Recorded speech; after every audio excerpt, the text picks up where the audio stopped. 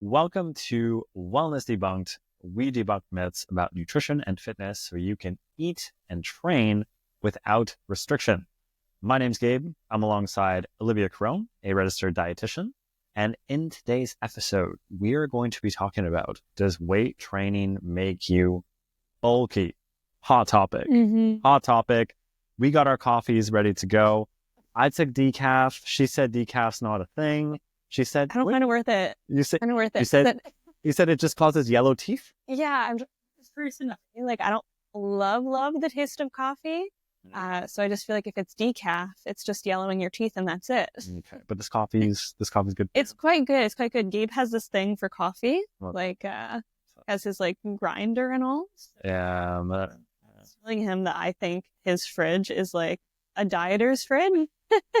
Not true, by the way. I was looking for the cream and all I saw was 1% milk. Is there no? Sorry, 0% yogurt, 0% milk. I find I don't like thick milk. Fair enough. All right. And I know you're not a dieter. So I'm definitely not a dieter. Yeah, all right. Yeah, exactly. Totally went off topic there. All good. Yeah. Welcome, guys. Glad you're here. So as I mentioned, we're going to be talking about does weight training make you bulky. This is something that I come across a lot in my line of work as a personal trainer and kinesiologist, almost like a weekly basis, I would say. I have a lot of people, I'll like give them a workout or give them an exercise program and they're like, oh, I don't want to do arms because I'm going to get like too bulky and I don't want to get bulky. And this is something that I feel like I need to continuously like re-educate to people all the time. Like, no, this is not a thing. It's not going to happen. And I feel like a lot of the listeners who maybe saw this title were like, I want to know because this is something that I thought about myself. Yeah. Plus, can we spot reduce fat? Is something else we'll talk about. That is something else we'll dive into. And that's also something that I've had some clients as well too mention. Yeah, for me, it comes up here and there, but I feel like for you probably hear it a lot more than me. The bulkiness, way more than the spot reducing. But yeah, it actually just came to my mind. I had someone say like, I want to lose fat like here. And I'm like, there. Like triceps, So I'm like, everyone wants to lose fat on their triceps. It's just like a thing. Really? Okay, I've never heard. Never heard That's quite specific. Yeah, it's like the tricep is like the muscle to lose fat in. More than the stomach though? Or like maybe that's just random. Generally, among women clientele, it has been triceps. For men, it has been stomach. Okay, interesting. Well, good to know. Yeah. So I guess we can just dive into the topic. We can just start talking about the bulkiness aspect. So tell me and answer that question. Does weight training make you bulky?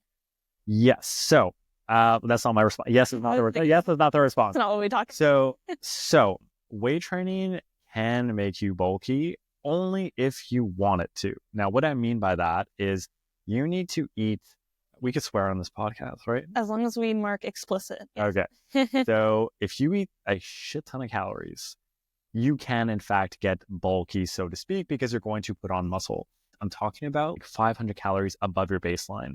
And for those who are counting calories, which we dive into an episode where this is not what we recommend, let's just say you are, you know just how much food that is to just eat like 500 more. So that if you're literally like trying to put on muscle, then yes, you can get bulky, so to speak. But honestly, for most people that I come across and most of my clientele, they don't even eat enough food to support their like daily lifestyle. Yeah, exactly. So what's gonna happen is that if they are weight training, the only thing that's gonna occur is that they're going to just get like more muscle tone and that's it. And if that's what they're looking for, a change in their body composition, that's what they're going to get. Now this isn't like a black and white response. Like there are going to be some cases where people are genetically predispositioned to put on a little bit more muscle in other areas than some others. I have some clients who just like, they'll do like biceps for like 3 weeks or something, a little bit more biceps, and their biceps will like explode. And I'm like, whoa, all right, you are genetically predispositioned. Yeah. It's uncommon. It occurs. It happens. But what I have to say to that though is like, we should embrace having muscle because muscle is the ultimate blood sugar regulator. Right. It's going to improve your longevity. It's going to make you a more resilient person. So instead of fearing putting on muscle, I would say embrace the heck out of it because it's so good to have. Right. Yeah. And something else too is I imagine you can notice like the speed of muscle gain. So it's not like you're going to go to the gym for a week and become super bulky. Like you can kind of tell exactly within the first few weeks or months how your body will look like with getting more muscle, and then you can always adjust. Exactly. And it also depends on like the type of training that they're doing. If they're eating enough food, specifically protein, I know that's something that you wanted to dive into as well too. There's just so many factors, and like you really have to work hard to kind of like get bulky, so to speak. Like I have some clients that like dream about getting bulky and they're having a hard time, so exactly. Yeah. And like in terms of the protein, I just wanted to mention that like you said, a lot of people just don't eat enough to gain muscle, but even if you are eating enough, you do also have to put an emphasis on that protein aspect. So that's something that a lot of people ask me about, like wanting to get enough protein to be able to gain muscle. But again, like getting bulky, you would need a lot of protein. You'd have to put a lot of effort into it. Shit ton of protein. Yeah. Most people don't take it in. No, exactly. So it's not just by like eating a little extra that you're going to gain all that muscle. So it's also just something to keep in mind. I actually had a client recently, and I'm like, I feel like it's almost my fault. But anyways, I had asked her, I'm like, hey, so how much protein are you eating? She's training a lot. She's training like 3-4 days a week. And she's like, yeah, so I'll have like a piece of toast in the morning with peanut butter. And then in the afternoon, like I'll have a piece of chicken. And then in the evening, like I'll sometimes have like just salad or just like chicken. And she's like, okay, how much protein do you think you're getting in a day? And she told me, she's like, yeah, so I kind of like checked it out and it was like 40 grams. And I was like, oh my gosh.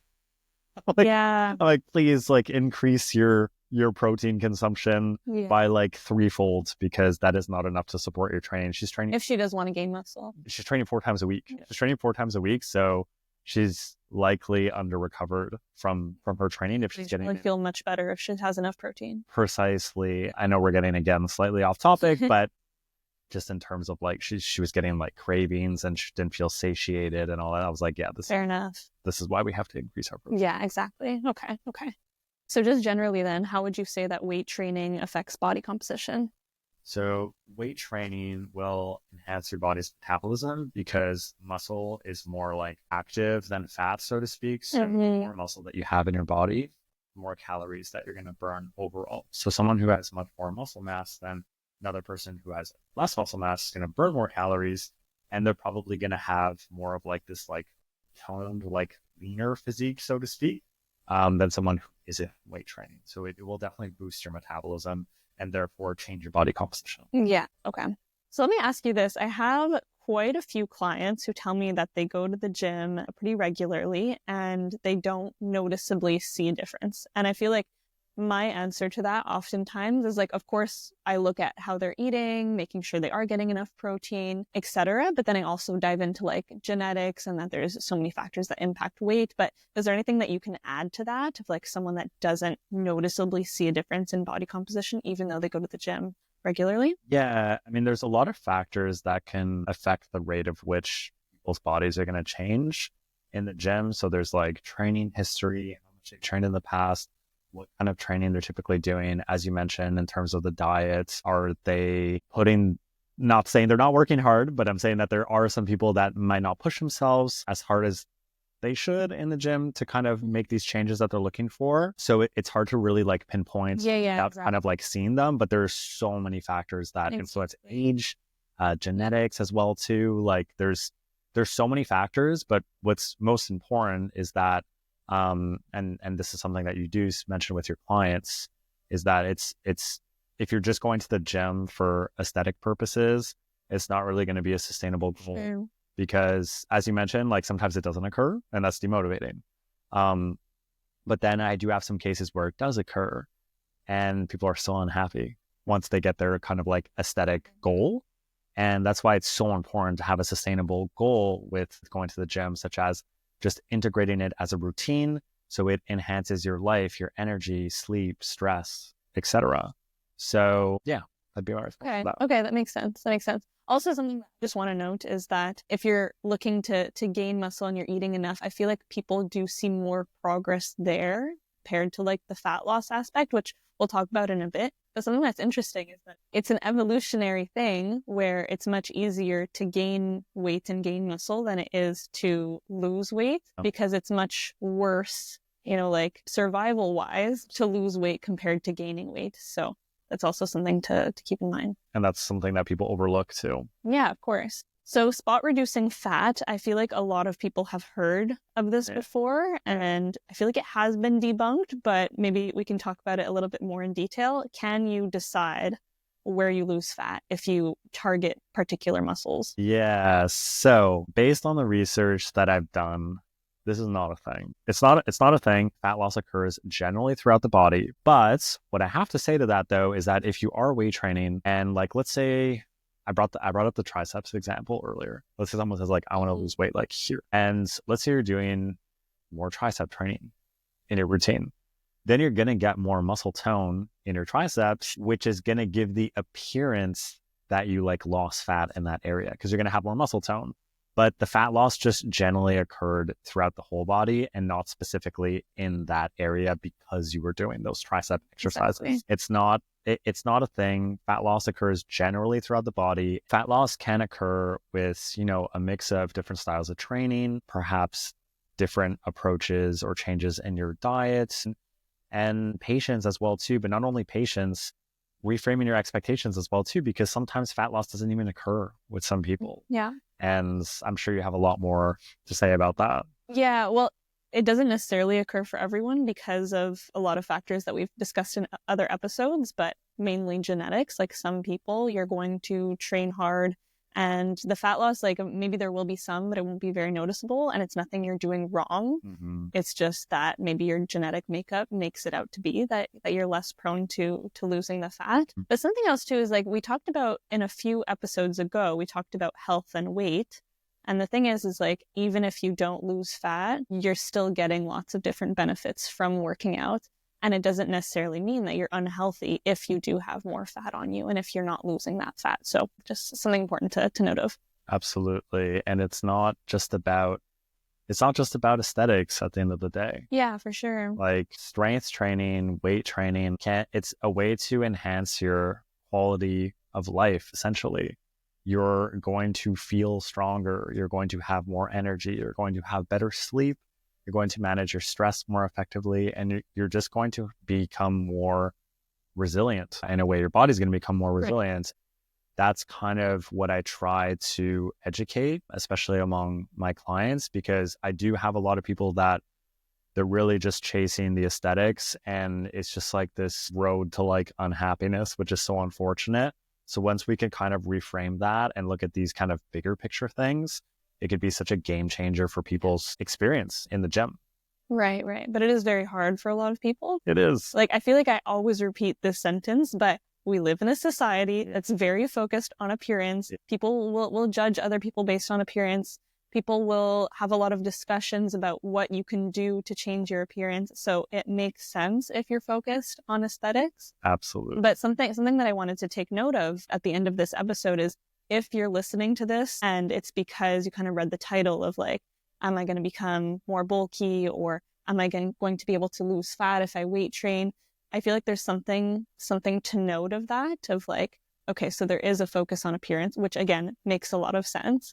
But what if the approach was different? Like, what if you were able to make changes in your health and in your habits based on well-being and based on health? Like, I think that would be for sure more sustainable, but again, like very, very difficult and rewarding. Yeah. And rewarding as well too, because I hate to see people's experiences in the gym just become so shitty because they've been like sold this lie that like if you do this, like you're gonna lose like X amount of weight and losing X amount of weight is gonna make you feel better and change your life. I'm sorry guys, but it's not a thing and it's not a sustainable approach. I don't want to say it shouldn't be the reason why you're going to the gym because you guys do your own thing. You do what you want to do. Maybe it's the first motivator of going to the gym and then it's something else. Exactly. You're much better off having these more sustainable goals that's literally going to change your quality of life. Yeah, exactly. Exactly. If you're spending like so much mental energy thinking about like where the muscle is going to go, how the fat is going to go away. Panicking. Yeah, like it likely is taking up a lot of mental energy and a lot of the energy that you could be using elsewhere To enjoy your life.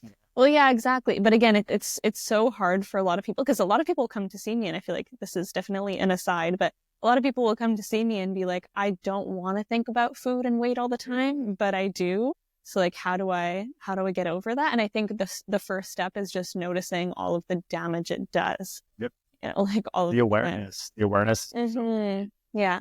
And Yeah. you have to have awareness. If you don't have awareness, literally you can't change it. Right, exactly. And then after that, part of the way you can kind of get out of that is just noticing the other benefits of the habits you do, if there are benefits. Like under eating, there's not many benefits to that, but like eating enough and having enough protein or like going to the gym, there are other benefits that you can notice. Absolutely. Yeah. So I feel like we talked about everything that we wanted to mention today. So we talked about, does weight training make you bulky? Not necessarily. Only if you wanted to. Only if you wanted to. And you can't spot reduce fat. So those are the two main points. But then in addition to that, there are so many other benefits to weight training that I think are important. And then also, if you are mostly working out with the purpose of changing your aesthetics, maybe there's other things that you can focus on as well, even though it's very hard to. So thank you so much for listening. If you want to make sure you're up to date with our next episodes, you can follow us on Spotify, on Apple Podcasts, and on Instagram at Wellness Debunked. Thank you again, and we'll talk soon.